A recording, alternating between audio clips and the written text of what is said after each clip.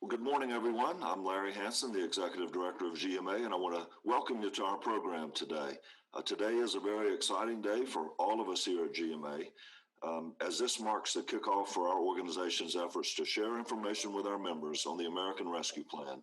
We could not be here today without all the hard work and dedication of our members and many others who have helped us to get to this point we are today. We are very pleased that we have over 550 participants that registered for the call today, and we want to thank you for taking your time to join us. I also want to mention that we have several congressional staff on this call. We appreciate them taking their time to join us, and we want to thank them for their service and their partnership in this effort. On March 11th, something unprecedented happened.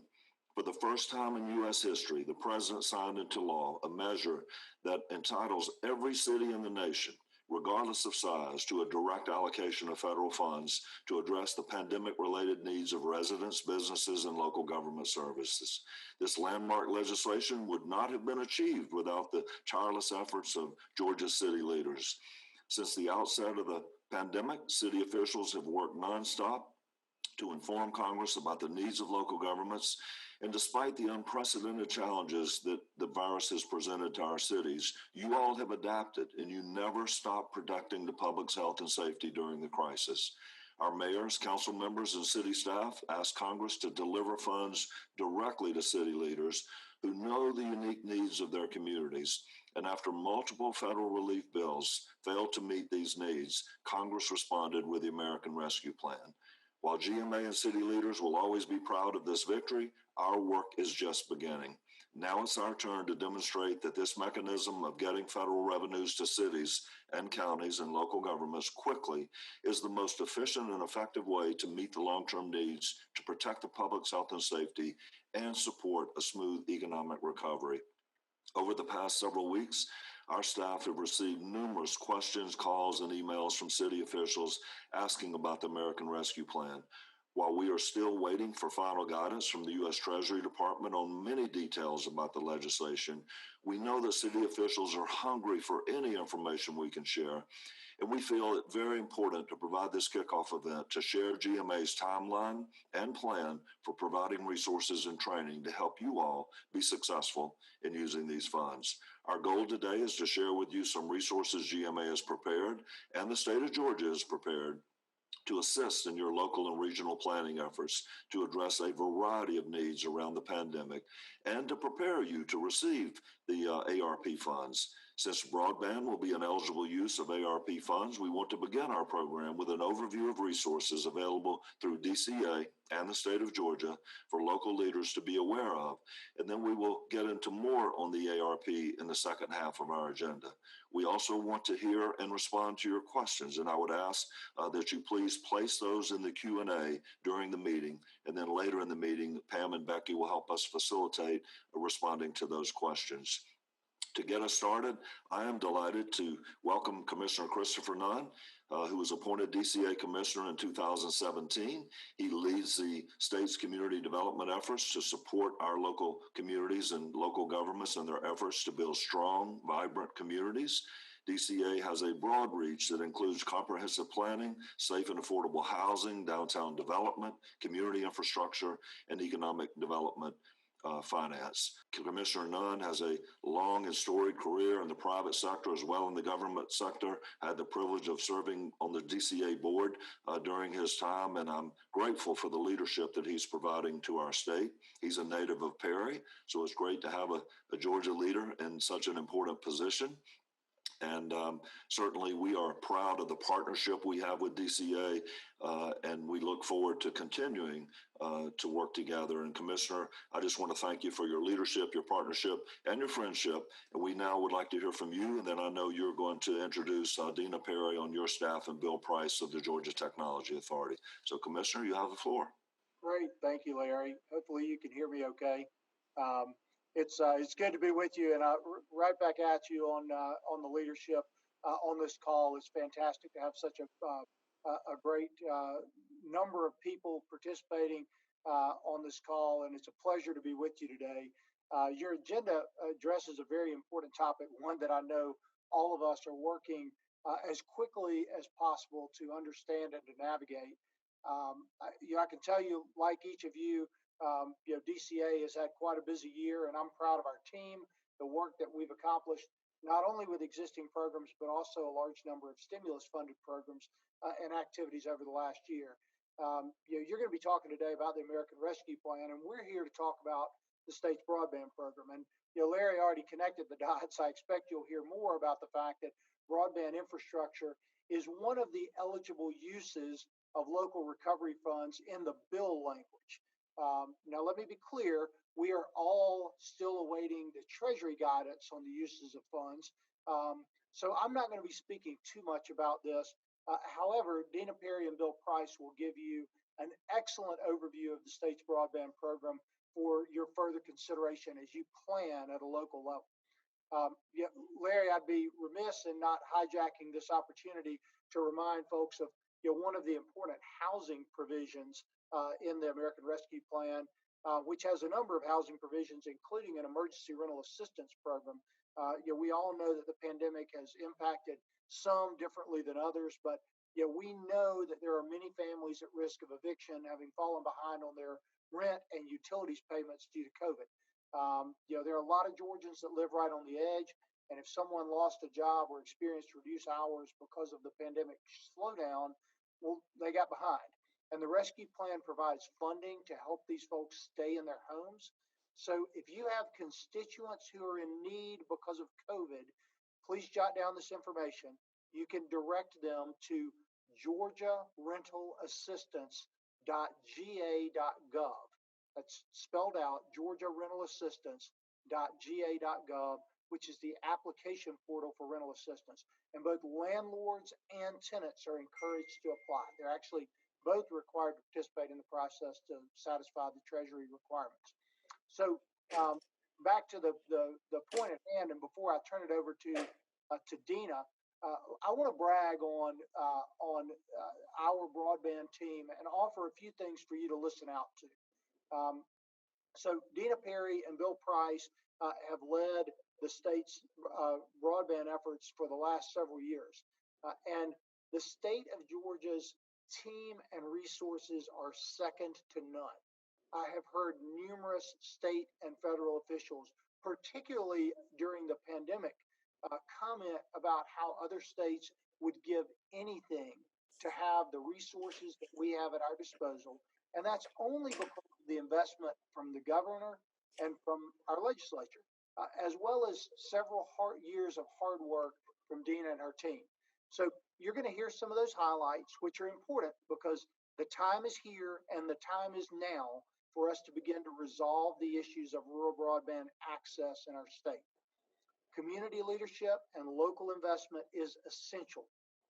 Dina is going to share some details to help you evaluate the need in your community. She's going to speak about the importance of partnership and engaging with a provider or providers who have experience and resources necessary to maintain and to sustain a high-speed internet network. And she's also going to talk about the importance of local investment to unlock assistance from partners, private investment, state grants, etc. Some communities have included broadband in the SPLOST or in their economic development appropriations. And I'm sure Larry is going to remind you again that broadband deployment is expected to be an eligible use for those local ARPA funds, which are one-time funds and should be invested wisely. So I appreciate the opportunity to be here, and thank you for including DCA. Thank you for the longstanding partnership. And without further ado, I'm going to turn it over to Dina Perry, the Executive Director of the State's Broadband Program. Thank you, Commissioner, and thank you for the opportunity for serving the state as the Executive Director of Broadband. Larry, thank you so much for this opportunity today, and I also want to thank you for your service on the Broadband Advisory Council. Becky and Pam and team have done a great job putting this event together. I know I've been working with them across a couple of weeks now to prepare to have a very robust content. Today, I am here to share with you the resources available to support your efforts for broadband deployment. The development of these tools and resources have been a coordinated effort across multiple state agencies, as well as the Broadband Advisory Council, where GMA has played an instrumental role. The mission of the Georgia Broadband Program has been to promote the deployment of broadband services to unserved areas in the state. The number one barrier in providing high-speed internet to rural Georgians is cost. Because of population density and terrain, it is difficult to find a business model that will justify the build-out without additional resources, and that is why partnerships are key to finding solutions. What does partnering with private sector ISPs bring to the table? Well, first and foremost, expertise. They have the expertise in designing, building, operating, and maintaining a broadband network. But most importantly, they bring capital. Capital is so crucial to these projects, and that is where and exactly where the barriers and the problems lie, is finding those capital gaps and finding those investments. Local communities can play an essential role in solving this important issue. Why? You can bring additional resources that can close the cost barrier gaps. And also you can advocate for where the build out is needed. Many times we see investment continued in these markets that are already saturated with little investment in these rural areas. And many of these reasons is because there's that gap, that capital investment gap, and ways to close those barriers. And you can advocate for those. You can be a champion for getting those investments made to those unserved areas in rural Georgia. As Commissioner Nunn and both Larry has mentioned, we know that there are multiple funding sources out there, where it's at a local level, federal level, or even the state level. And it's very critical for us to consider how we invest and how we utilize those funds and how we make smart investments. Across the last couple of years, we have been developing critical resources and tools that will help you understand investment and understand needs. Some of the things that we'll be talking about today is mapping, the mapping tools, how to identify, using those mapping tools, the unserved area, and then, of course, project planning around technology options and how to make data-driven investment decisions in those unserved areas. As I mentioned, and as both Larry and Commissioner Nunn has mentioned, is across the last couple of years, we have been developing a statewide Georgia broadband availability map. It's one of its kind. No other state at this time has a location-based map like Georgia. So we do have the ability to look and to understand exactly where the unserved is, where the need lies, where to target those investments. So through these tools, there are ways that they can be utilized. First is identifying unserved locations, understanding technology options, understanding project investment, and identifying and qualifying provider partners. Georgia Technology has been a key partner in the implementation of the Georgia Broadband Deployment Initiative. Bill Price will provide more details about these resources. Thanks for having me here, and happy to be part of this presentation. As I think about it, Dina and Commissioner Nunn are right. I mean, we've been part of a multi-organizational broadband team that's been assembled, and we've been working for several years now to develop really all this information, the tools, and the assembling the expertise really for the benefit of local government when you think about it. So a lot of money and a lot of time have been spent, and we've enjoyed our frustrations and our successes and failures, and we've been able to produce some pretty good, useful informational products and maps and map tools and cost analysis tools and research reports into various technologies. So it's been a wild ride, and the good news is now that there appears to be substantial funding available for local government to plan investing in broadband infrastructure, it might actually turn out to be more beneficial than we might even have imagined. And we've worked extensively with the team is really made up of people from various state agencies, university, local government folks like ACCG and GMA and providers. And we've been through a number of firms and gotten some really high quality contracted expertise resources that have all been working together to get to where we are. And the good news is all this is available to local government at no cost. So that's pretty cool. You're looking at a map now that illustrates on the left what we are saying are served and unserved areas in the state of Georgia based on working with over 44 internet service providers over the last 2 years. And behind this, underneath this that you don't see, is about 5.2 million structures, residences, and business locations, the buildings, and where they actually are. And for each of those providers, we know who they can serve and who they can't serve with 25 meg down, 3 meg up service if an order was placed within 10 business days. And so the legislation said we were to code census blocks as served or unserved.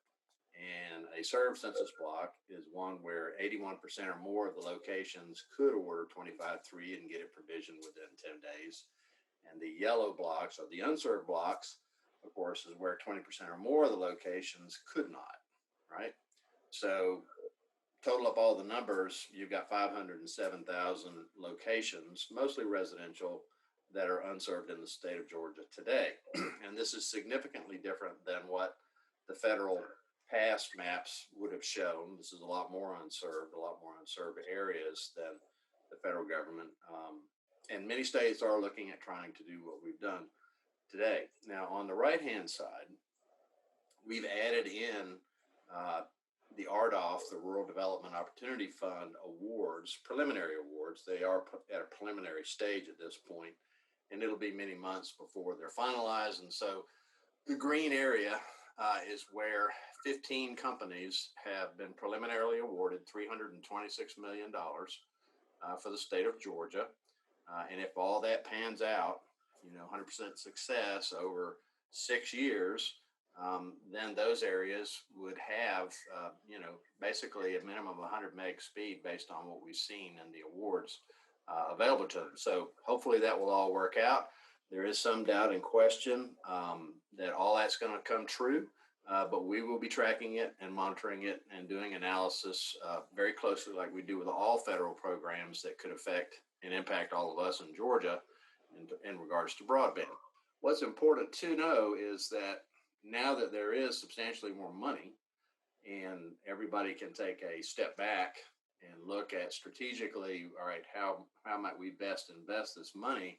There's some pretty big decisions to make, and those have long-term consequences. And what we're hoping that you understand is that we've been working really hard to come up with the information and the tools and the contacts and the resources that could be very valuable in helping you make those decisions. And some of those decisions is one of the things is, well, are we going to build it ourselves or are we going to partner? And of course, building it yourself has certain pros and cons and requirements that would be substantially different than, can we find a viable partner like a broadband service provider who is already investing in our area? We can help you evaluate, that question and those decisions. Are you going to look at, connecting with newcomers who are new entrants who, you need to be careful there because a lot of people will be making promises. Another big decision is, well, what is broadband? What speed, are we going to pursue with our money, right? Now that we have so much more money. In the past, you might have said, well, we've got very limited money, so we need to look for the cheapest technology. Well, maybe not so much anymore. So you might want to think about, looking at future-proofing your investment. So that's a big decision to make and would affect, your plan. The where part, that's where a lot of our work can be incredibly valuable. So where are we going to make it available? Are we going to make it available to all the locations? And what are the cost consequences of trying to connect everybody? Or are we going to do the analysis to understand the cost of the locations in groups and in layers like low, medium, and high? And are we going to have a cutoff where we just don't have enough money to serve 100% of the folks that we're targeting? Or, are we going to have to, leave some behind, basically? There are some locations that we found in our cost analysis that are over $100,000 a location, whereas many of the locations, the cost can be as low as $2,000 or $1,000 a location. So that's something to consider in making strategic decisions. The state of Georgia, as Dina has talked about and Commissioner Huss talked about, has a $30 million budget for a state grant program that Dina is going to tell you more about. That's going to roll out, I think, sometime this summer. We're already working with the governor's office and DOE to use $30 million from the COVID funds to do things to provide greater connectivity options to students The RDOF map that you saw before is 326 million that we hope will actually show up in Georgia and have its impact. There is a phase 2 RDOF auction that will be planned, probably will begin in late 2022, and that has an $11 billion budget. The FCC has a $7.2 billion emergency connectivity funds for internet service and equipment for students that is planned to run from 2022 to 2030. The FCC has an emergency broadband benefit fund, about $3.2 billion, which pays for internet service for low-income residents until the funds run out. The E-rate and telehealth programs at the FCC have an additional $250 million. USDA Reconnect and loans, grants and loans, has $635 million. We think this is going to roll out in late 2021.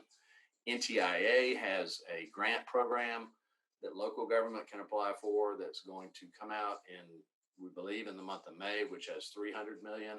And then, of course, there's the Treasury, the ARP money that, we're all thinking through now before the Treasury rules come out.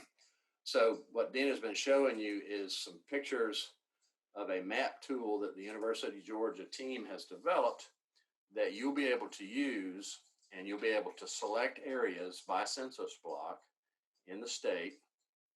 And once you do that, it will spit out detailed records and information and statistics about the area you selected.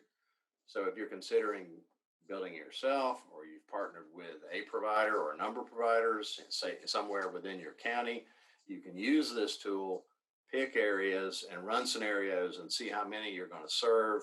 And then you can look at design and cost consequences of those. We'll go to the next slide, Dina. So this is another example. We've got a great deal of detailed information about every provider in the state. So we know how many census blocks they're in. We know how many locations they can serve. We know who they are. We know what kind of infrastructure they have. So if you're thinking about engaging with a service provider, or considering partnering with a service provider to use your funds to get broadband projects done, then we have a great deal of information that could be very valuable to help you quickly get to the best options for you in terms of service provider. This is just an example. One county in Georgia, we've listed who the providers are, how many census blocks they have service in, locations. So anyway, this slide we do have people who are engineers. And we have done a lot of work in evaluating various types of technologies, because you're going to ultimately be faced with the cost of the technology and how fast the service speeds can be. And we work with a number of companies, contractors, and ourselves who have been working in broadband for a long period of time. And of course, fiber to the home is really the most future-proof, although hybrid fiber coax is pretty much there with it in terms of future speeds that are available, because it's mostly fiber, with coax being the last few hundred feet into the home. DSL copper-based technology is very limited. It's cheaper, but it has all kinds of issues with that type of infrastructure, and so a lot of the copper-based companies have moved away to fiber. A lot of our small telcos in Georgia have gotten away from copper and gone fiber, all fiber. Windstream and AT&T in Georgia have done the same, and they've also been pushing the envelope on using fixed wireless. Fixed wireless has potential to provide a lower cost option, but it will be much more limited in terms of bandwidth, and it also has limitations of line of sight. So you can't achieve greater speeds with fixed wireless unless you've got clear line of sight. So in a lot of areas in Georgia, that's not really going to function well. TV white space, a lot of people have been hyping TV white space for over a decade. That really just is not technologically feasible to achieve the types of speeds that you can with other forms of technology. So if we're going to make wise investment decisions on broadband infrastructure, we would steer you away from TV white space. Satellite, SpaceX, Elon Musk firm, they did get an award from RDOF, 22,000 locations for the state of Georgia. But their speed is very limited, and they have a very expensive network they've got to build on the earth in order to support the satellite. So we'll have to wait and see how that really pans out. Plus, their service pricing is $500 in cost to the user for equipment and $100 a month for a 50 meg service. So at the end of the day, it doesn't look to us like that is as good an option as some of the other technologies. So again, we've from an investment perspective, we've tried to just try and simplify. So what's the cost by technology? What's the performance, speeds you can offer with the technology over time, the reliability, the cost, where is it in terms of availability today? This was just sort of to create a snapshot for you guys. I think that's it, Dan. As you can hear from Bill's presentation, that there's a variety of technology options that you could potentially hear about, and I think what you really want to consider is what option suits you best. Is it your long-term future-proof network that you're aiming for? What is the cost associated with building out that type technology, and do you have existing infrastructure or partnerships that could leverage a particular technology option? Again, that's where we emphasize the partnership and evaluating what you have locally to look at and where you want to prioritize those investments as it relates to unserved. As it's been mentioned, the state broadband funding for broadband has been a top priority for both the governor and the General Assembly.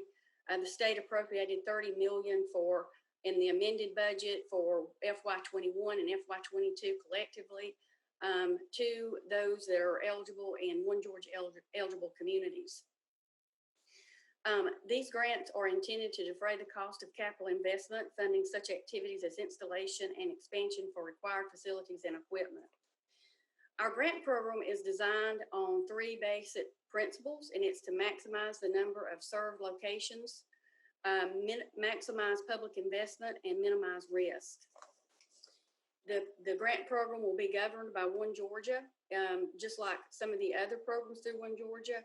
It is much like the infrastructure construction projects. However, the design and build and operations of a broadband network is very complex and needs expertise. Key differences in a broadband infrastructure project is the need for a qualified provider and also identifying specific unserved areas for eligible funding. So who may apply? Local governments and development authorities who are eligible for One Georgia funding may apply. We, again, are emphasizing there's a partnership with a qualified provider so that they can lend that expertise on the design, build, and operate and maintenance of the network. This is a competitive process. These grants will be reviewed and scored on a competitive basis. The geographic eligible areas for funding, as Bill indicated in his presentation, based on the Georgia Broadband Availability Map, there will be a tool specifically for grant management or grant identifying those eligible service areas. Eligible locations are locations that are in an unserved census block that is in a One Georgia conditionally or eligible county, and those census blocks that have not received USD or RDOF funding. We have there's a note here, and I think it's important to emphasize again the complexity of planning and deploying broadband infrastructure due to the geography and various funding sources. And we're offering our resources and the tools that we have developed over the last couple of years, augmenting resources across multiple agencies to help and assist you with your efforts. There is a match requirement. Minimum match requirement is 50%. We are encouraging larger contributions as it would make for a more competitive project. That's where those partnerships come into play. The expectation of the match obviously would come from a qualified provider, but as you increase those contributions and make for a more competitive application, that's where local resources could offer that edge of what they can bring to the table and the skin that they might have in the game as part of that investment. So part of the evaluation, or really all of the evaluation scoring, lies right here. And the intent of it is to maximize the number of locations, whether those locations are households, businesses, industrial parks, healthcare institutions. So primarily, we're looking for those projects who are offering to serve a large number of unserved locations. Part of the scoring will be an evaluation of a qualified provider. Selecting that provider can come from two sources. We are in the process of conducting a statewide solicitation for a master contract that would end in an approved provider list that a community could select from that provider list to partner with the development of an application, or you can use your own procurement processes, doing a competitive bid, just following your own procurement policies.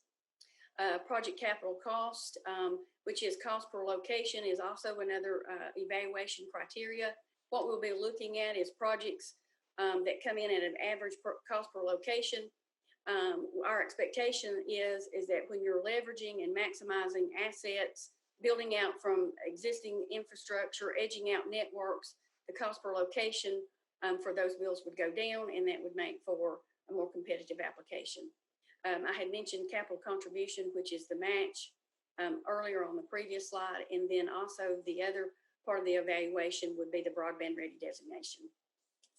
The broadband ready designation, some of the communities, I congratulate some of the cities who've already applied and already currently a broadband ready community. These designations are for communities who do have a number of unserved locations and have made a grassroots effort of wanting to get those locations served, and has adopted the broadband element in their comprehensive plan and have adopted a model ordinance. The model ordinance was designed through a working group that was an 8-week process, that was a collaboration of local representation, local cities, local counties, government, through ACCG, GMA, and providers.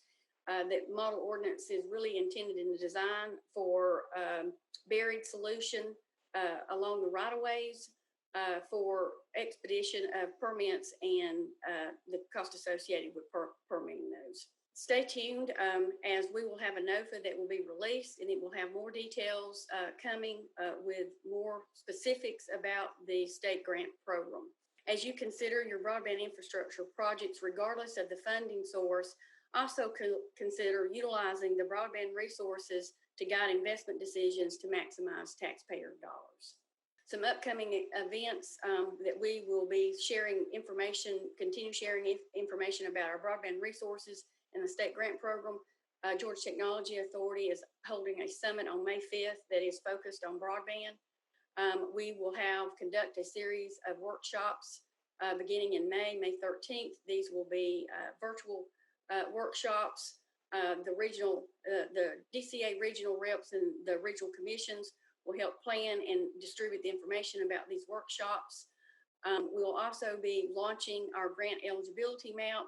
It's a mapping tool which we will feature at upcoming events to demonstrate how that tool may work, and then also the NOFA. So stay tuned as this information comes out.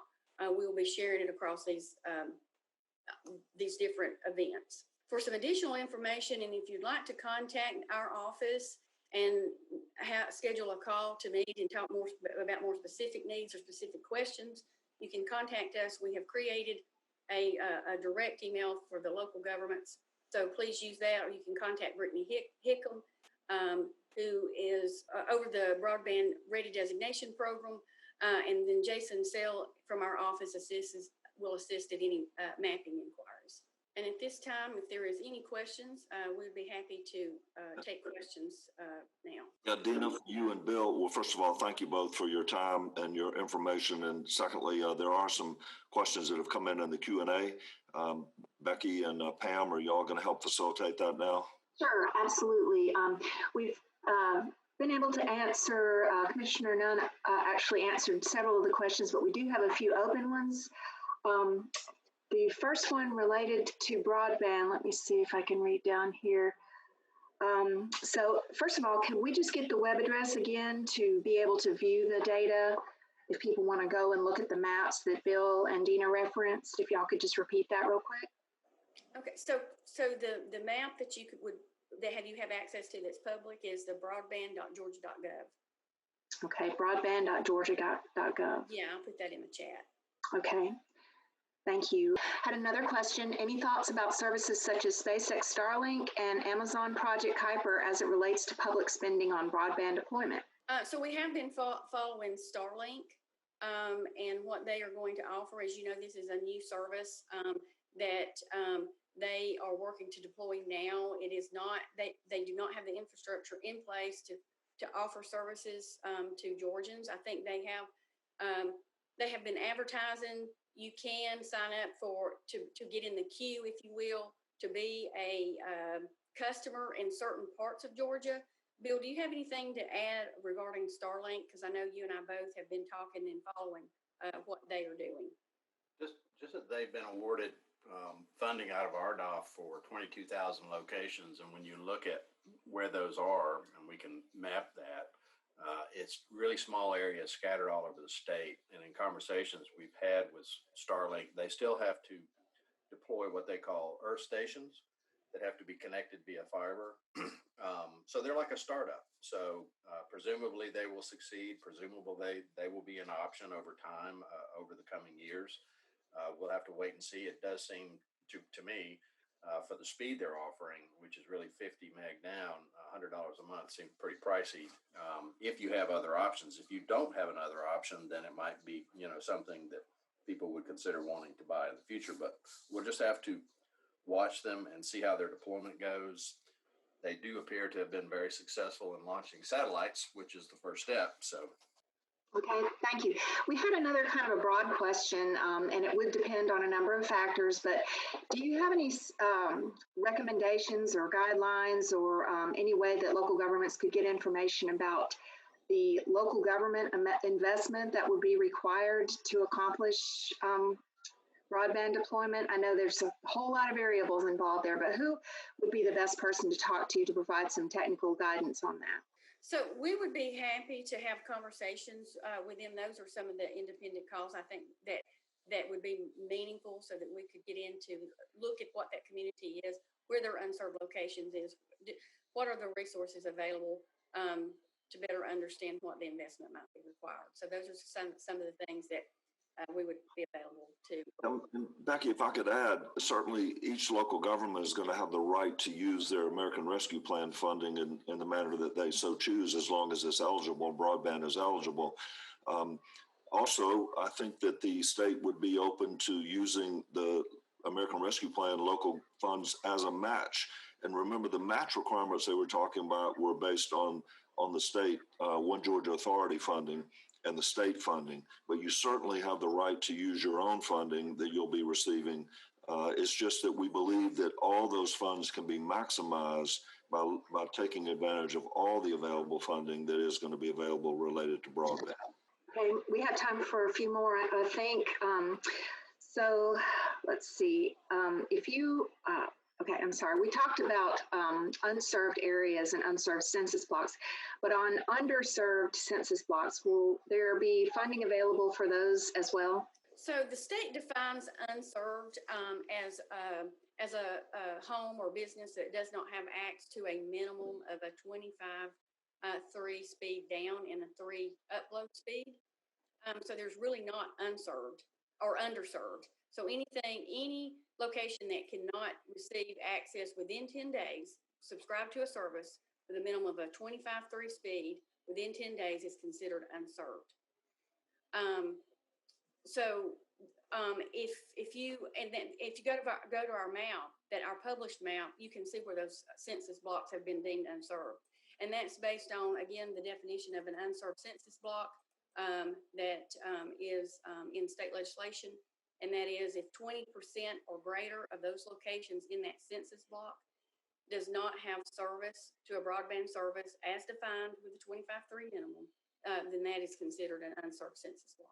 Okay, and must cities be certified as broadband-ready communities to be eligible to apply for and receive broadband grant funding from the state of Georgia? No, being a broadband ready designated community is not a requirement to apply for state funds.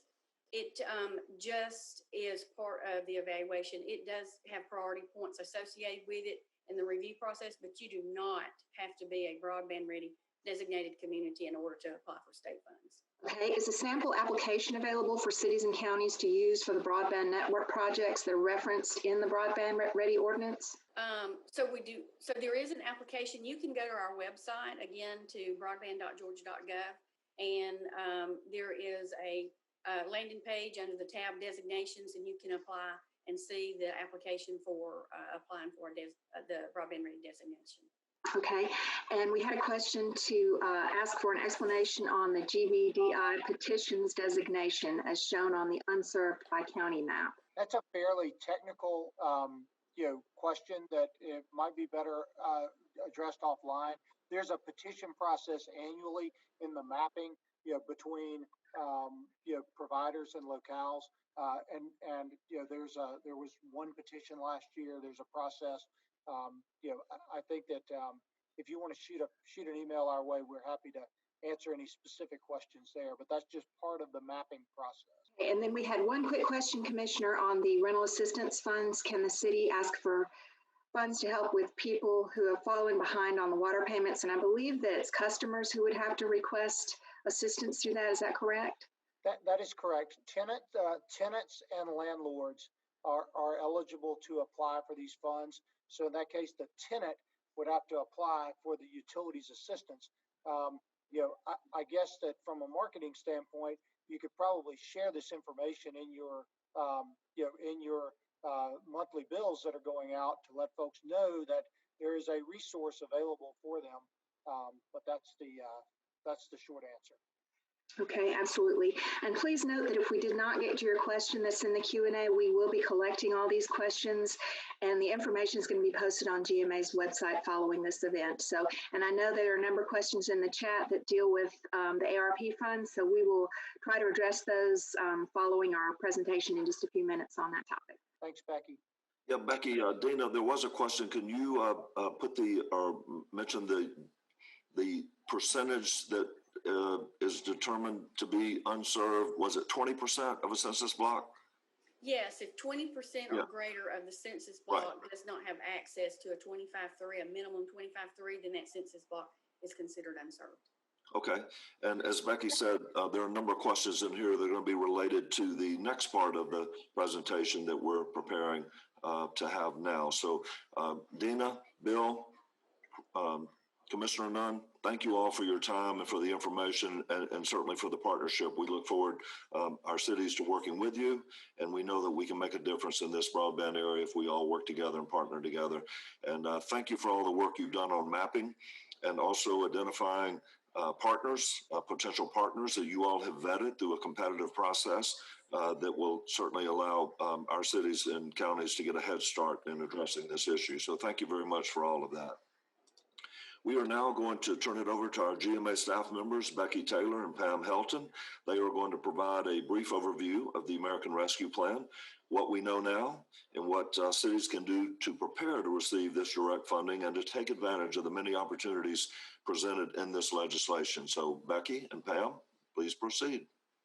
Okay, thank you, Larry. We are really excited to be able to present this kickoff webinar and share some early information. As Larry mentioned, we could not be here today in this position without the help of city and county leaders across Georgia who spoke to members of Congress and the administration and made sure to relay your local stories. We're very happy about the American Rescue Plan and what it presents for communities across the state. So just a quick overview. This is urgent funding to stabilize government operations, households, and small businesses. This is a huge $1.9 trillion package. One of the things that we're very excited about are the direct funds to local governments, and we're going to focus a little bit on that today, but it's important for local officials to understand the context of the entire bill because there's a lot of information in there that can address many needs in your communities. The ARPA first became law on March 11th when it was signed by the president. That date is important because in the law, the Department of Treasury has 60 days from the date that the bill was signed to come up with recommendations and guidelines for how funds can be used. And as Larry mentioned earlier, we're all waiting on that guidance. We do not have guidance available to share today, but we do have some important information that we feel like local leaders need to know about as you begin planning for how you can use these funds. But this is the first time that all 19,000 municipal governments in the nation are entitled to a direct, non-competitive federal formula grant from the U.S. Treasury Department. And that means that you don't have to go to the county, you will not have to go to the state to request funds. This is not like the CARES Act. This is a whole new thing, and you will be entitled to a federal grant from the new Coronavirus Local Fiscal Recovery Fund.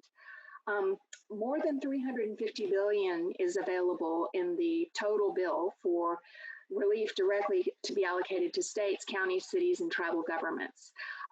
We are pleased that the funds can be used for nothing less than what the CARES Act allowed, and will actually be more flexible than the CARES Act funds. It's going to be allowable for wide-ranging purposes, again, awaiting those details from Treasury. We do know that governments must spend the funds by December 31st, 2024. So it's good to be looking at some of your more long-range needs and to understand that these funds will be sent out over the period of 2 years. And we'll talk about that in a little bit.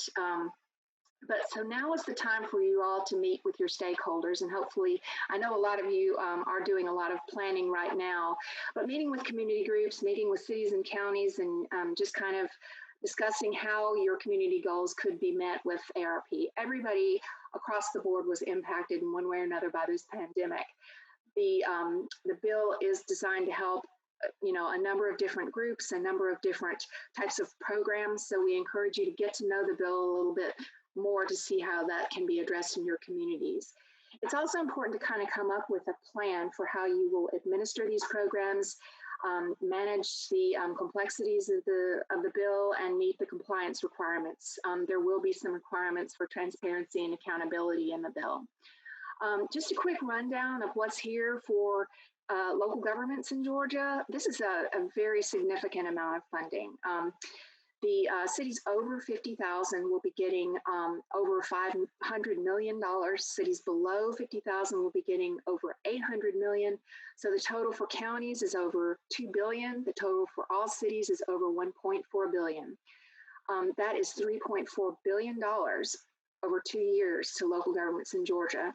This is the last relief bill that Congress is going to pass on COVID relief. There were a number of bills that passed before, but none really addressed direct assistance to local government. So this is just as Commissioner Nunn alluded to earlier, this is a one-time deal. We're going to get these funds and we're going to be able to use them for pandemic relief, and we're very excited about that.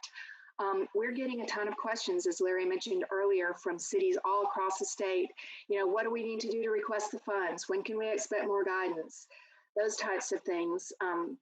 Some of the questions that have been posed in the chat and the Q&A. At this time, we just ask for your patience because Treasury does have 60 days to complete their guidance. That means that we do anticipate that Treasury staff, as they work diligently to get this stuff together, will be releasing guidelines as soon as May 10th, May 11th.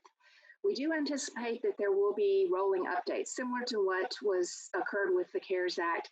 As new questions come in, Treasury is likely to come back and provide clarification. So it's very important to stay in touch with GMA because we will be providing a clearinghouse and a hub for information and resources on Treasury guidance.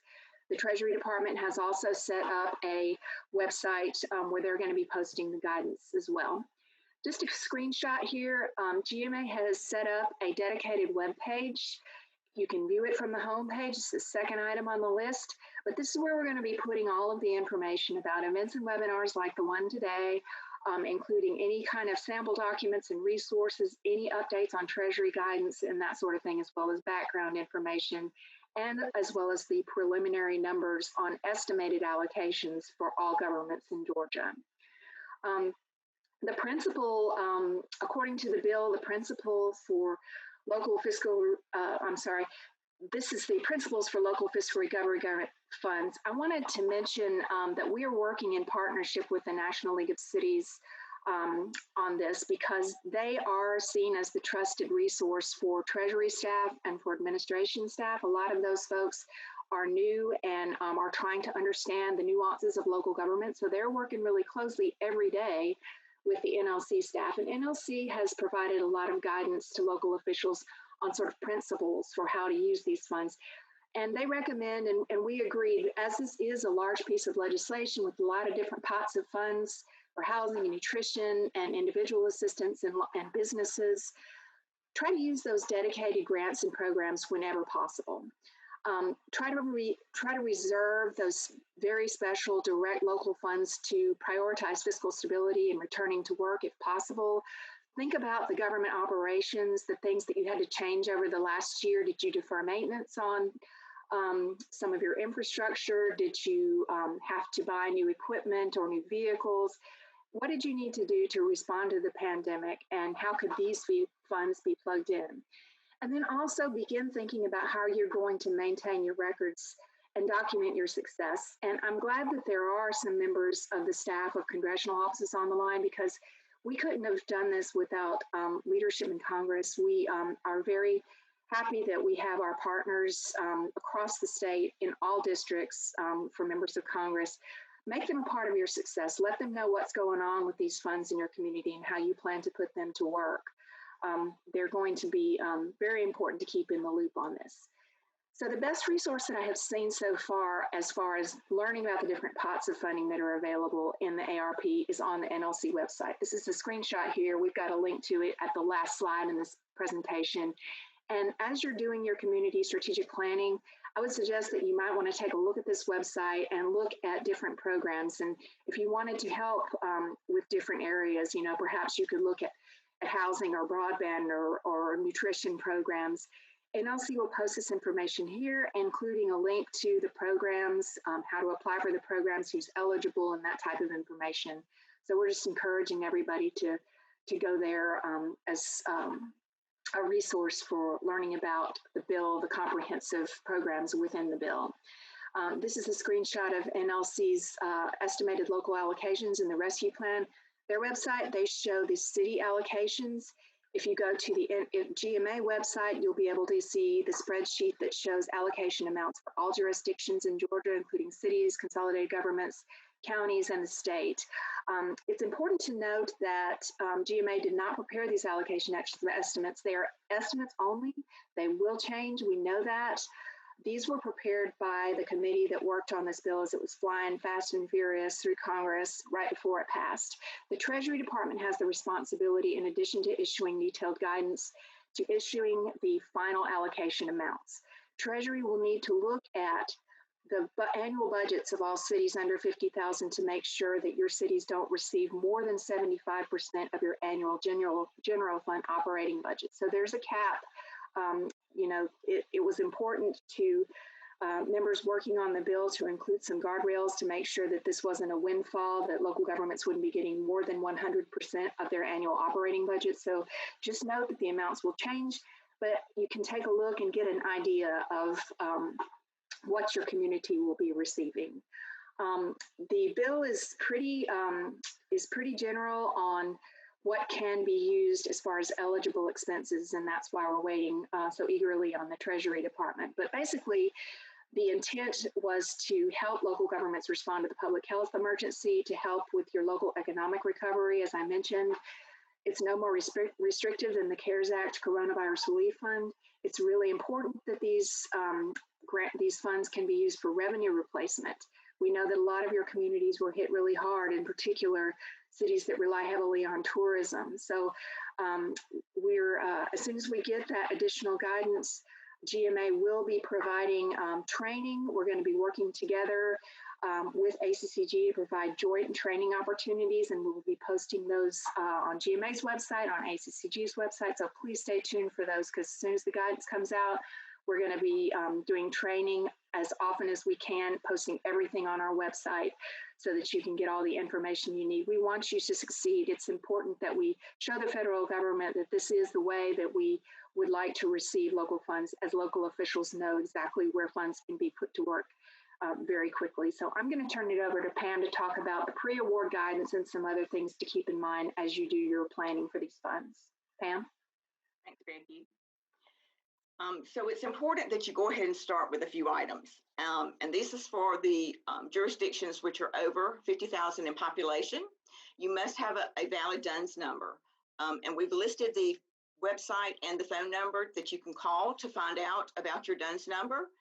The DUNS number is actually just a number that's a tracking with federal awards that you have to have. And you also need the DUNS number when you register for SAMS, which is the System for Award System. And you may have signed up for SAM in the past, but there is an annual renewal. So please call or visit the website to make sure that your registration is up to date. Please have your banking account information available, your federal ID number, your bank routing number, account number, contact information. And as my friend Bill Toomey said yesterday in another webinar, we need to let our banks know that especially if it's a local bank, that you're going to have these funds deposited into your account, because the bank pledges securities against your deposits. And so they need to know that a large amount of money is going to be forthcoming in your account so they can start preparing to place those securities. So go ahead and meet with your bank to let them know about your funding. We do know that the funds will be distributed in 2 phases, 60 days after the enactment, around May 11th, and then 12 months later. So then we have our local governments, which are under 50,000 in population. You too must also have a DUNS number, so please call and be sure that you begin that registration process. The funds for those jurisdictions under 50,000 in population will be distributed to the state, and the state will in turn pass the funds owned to the local governments. The state should distribute within 30 days of receiving the money from the federal government, unless they ask for an extension, and then they can have one, but no later than 120 days.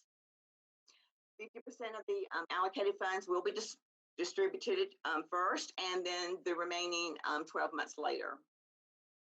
And as Becky mentioned earlier, the allocations are capped at 75% of the city's most recent budget as of January the 27th of 2020.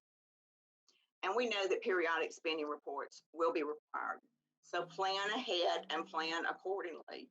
Go ahead and make sure that you have the capabilities and the information that you can start addressing some of the documentation that's going to be needed when you start spending this money.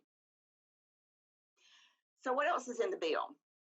Well, we do know that the statute provides for a transfer of funds if you did not want to use your allocation, that you could transfer some to a private nonprofit organization. I mean, there are organizations out there that are already set up and to help businesses and individuals for those in need.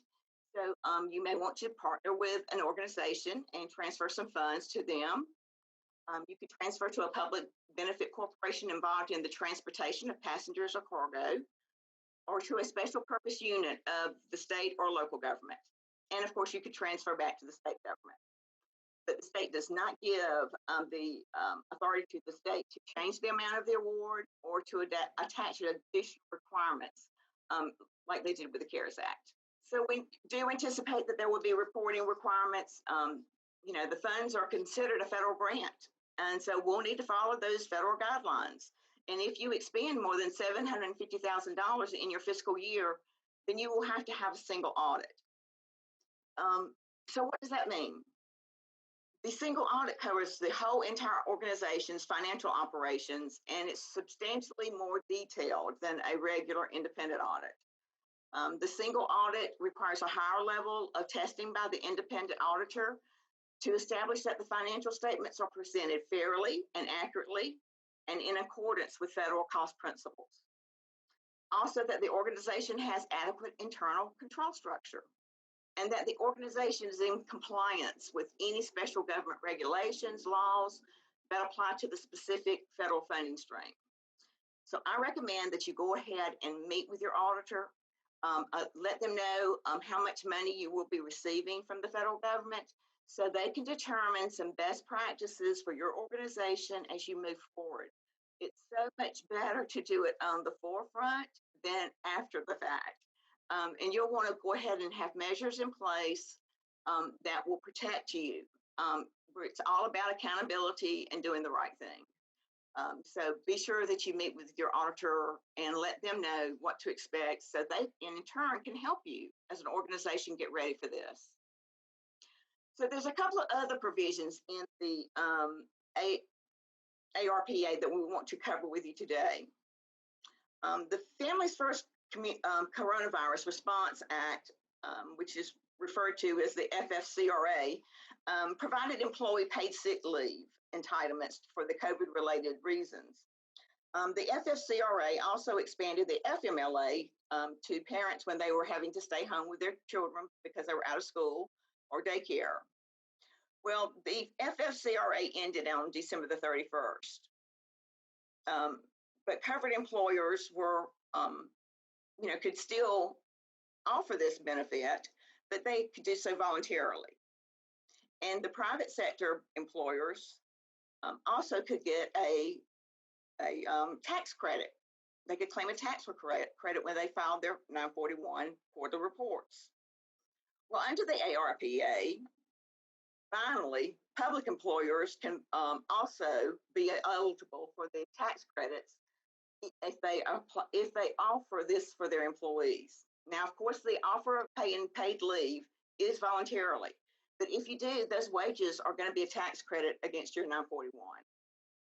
So just think about it as a way to help your employees when they are out. It also added some provisions that they could be out with sick leave. And one is if they were taking the vaccination, or if they had a reaction from that vaccination and had to be out of work, then the paid leave would be eligible as well. And also when they are awaiting the testing results from the COVID-19, that's also an eligible provision in the law. So this assistance applies to the any wages that were from April the 1st to September the 30th. So we provided some web links in the presentation that you can go to their websites and find some more information. We've got some additional information on our website as well to learn how you can help your employees by providing some of the Families First Coronavirus Response Act provisions up till September the 1st. The other provision in the law covers COBRA. And as you know, COBRA was enacted several years ago, but it allows the employees that are eligible for it, and if they leave office or if they have lost insurance, then they are able to carry the local government's insurance plan with them when they leave. Of course, they have to pay for it, but it's a way to help them for the next 18 months with health insurance.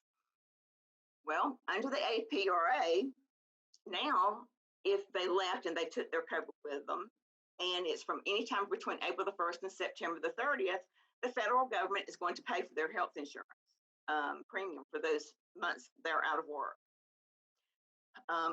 Just know that if you are in GMA's health insurance plan, that we are working on your behalf to help with this provision in the law. And so you will be, if you haven't heard from us already, you will be. If you are not in GMA's health insurance plan, then I suggest you contact your health provider, to find out how they are going to be handling this provision in the law, because there are notice requirements. And of course, with every situation, there's always those exceptions to the rules, and then trying to determine who is eligible and who is not eligible. So you'll need some help or some guidance with the COBRA extension. We've included a couple of websites that will help you with that. Please go to those websites and pay attention to what the requirements are for your local government and how you can administer the COBRA extension requirements as well. Okay, Becky, I'll turn it back over to you. Okay, Pam, thank you. That was great information. I'm just going to close here by sharing a few resources. We don't want you to have to search all over the place for information. There is a ton of information out there on ARPA, but GMA's resources, please let that be your kind of resource hub. The link is here. The NLC resource page also has a tremendous amount of information and tips on especially things that can help you as you're planning right now. And then the Treasury website link is here. The pre-award information that Pam alluded to earlier is already provided there, and that's where Treasury is going to put all their information in the future. So if you can just remember to link to 3 websites, that would be the ones I would recommend. The other things that, since I did mention NLC, if you're not an NLC member, I just got to tell you, they have worked with us side by side, state leagues across the country, to make this legislation happen. And I do think it's important to consider the partnership that they've shown to cities around the country. And if you want to learn more about how to participate in NLC and become a member, I know we do have a lot of member cities on right now, but they can attest to the fact that NLC is a great partner and a leader and a respected resource for federal leaders throughout DC. So I encourage you to check out this link and see what you can do if you want to sign up to work with NLC in addition to GMA. There are eyes and ears on all these issues. So this is my contact information. We will also, you can also look on our ARPA website. If you have any questions that we don't get to today, then I encourage you to put them there. One reason we're really excited to be able to offer this preliminary webinar and this kickoff event is to get your questions. And even though we might not be able to answer sort of technical, detailed questions about how we can use the funds, what's eligible, we want to gather that information because we're turning that around to NLC and to the Treasury staff today. And we're going to try to see if we can get as much information as possible addressed in this first round of guidance.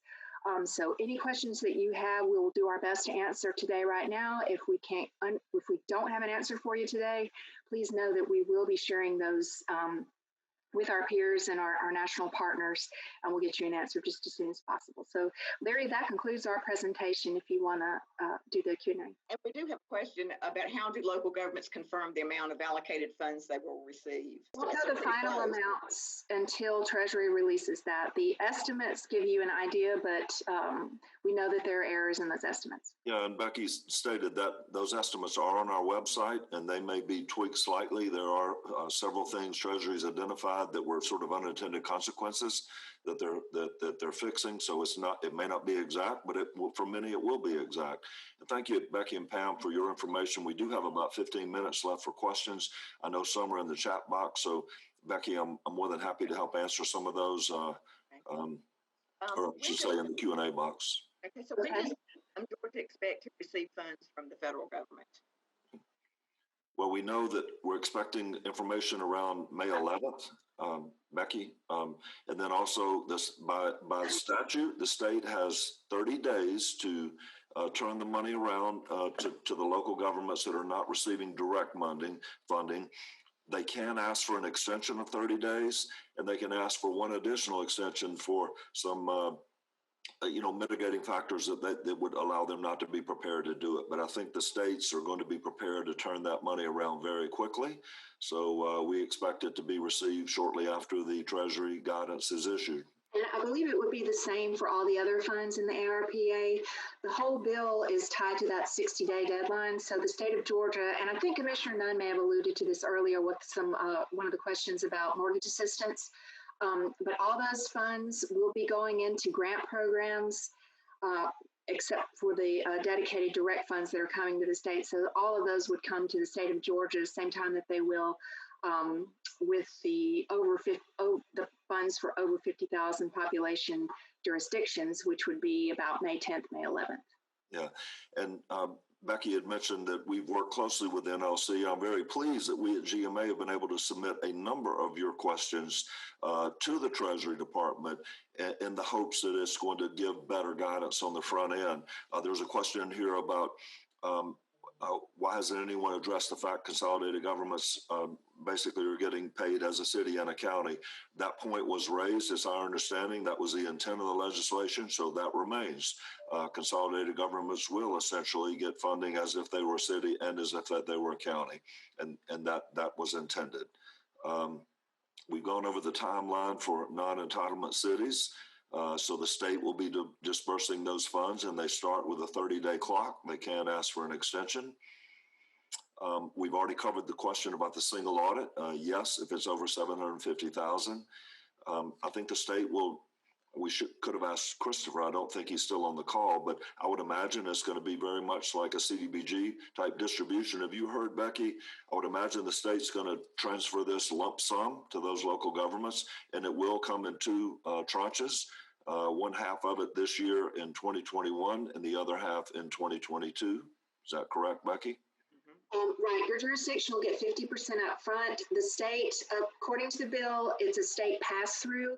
We don't know the exact mechanism for how the state will pass those funds through to local governments, but we're working with state leaders to understand that, and we'll have that information available just as soon as possible. Yeah, and to the question about can the funds be used to pay for the single audit, we can certainly submit that question and get that answer. I know with CARES Act funding, that was eligible. Will the slides be available? Yep, Becky, yes, this will be posted on the GMA website. What source will be used to ascertain the local government's general fund operating budget? That has been another issue for many of the smaller governments. The federal government actually does not even have information about the budgets of very small governments. So, Becky, have you heard anything recently on that as to what will be the source of the general fund operating budget? Not, but this is such a common question that I feel like this will be one of the questions in Treasury's initial guidance. They'll have to somehow verify that with the local governments, but we should be finding that out within the next week or two.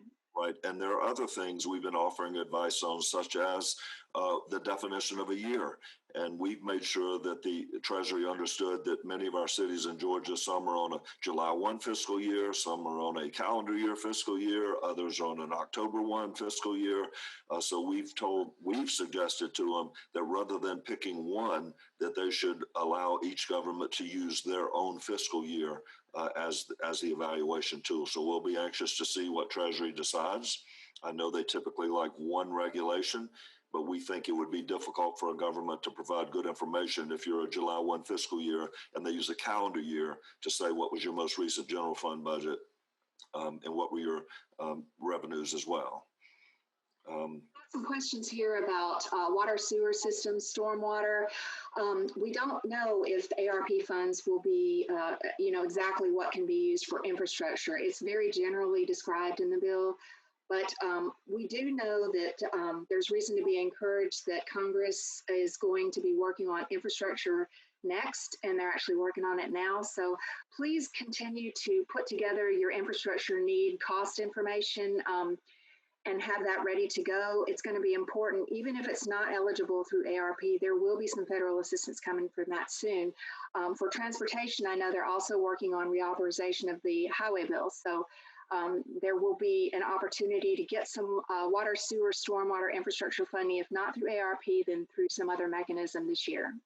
Yeah, and we anticipate that most common water sewer projects would be eligible. So it's an expectation, I think, that you would be able to replace water lines that are, orderly, a replacement of water lines. That should be an eligible project. There's a question here about administrative costs. Will they be eligible? Becky, have we heard anything on that yet? We don't. That'll be in the guidelines. Yeah. So all of these questions we'll send them in so right. that they can be addressed. There's a question about stormwater. I will say that is one of the questions or actually recommendations we pose to Treasury.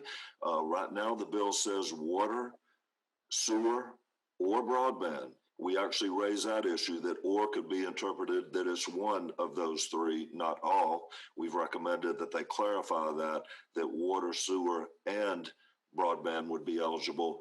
We've also posed the question about stormwater. Is that considered similar to water and sewer? And would they also clearly define that stormwater would be eligible? Obviously, we won't know until the Treasury guidance, but those are things we have submitted on your behalf in the recommendations we've made to Treasury through NLC. I have a question about whether there will be restrictions on the use of funds outside the city's general fund. We're also asking for guidance on that. The statute was clear that these can be used for revenue recovery, and we know that a lot of communities were hit pretty hard with their hotel motel taxes. So that is something that we have asked for clarification on. We had Georgia officials on a call with Treasury last week, and we did make that point that all funds should be eligible, whether you've got a water and sewer department that had less revenues, or a stormwater utility, or a hotel motel tax that underperformed, or you had lost revenue in your parks and recreation programs. Our recommendation was to say that all funds, enterprise funds, special revenue funds, all funds would be eligible for revenue replacement. But of course, we just want the general fund to be used on that 75% cap of what they can receive. Right, that's correct.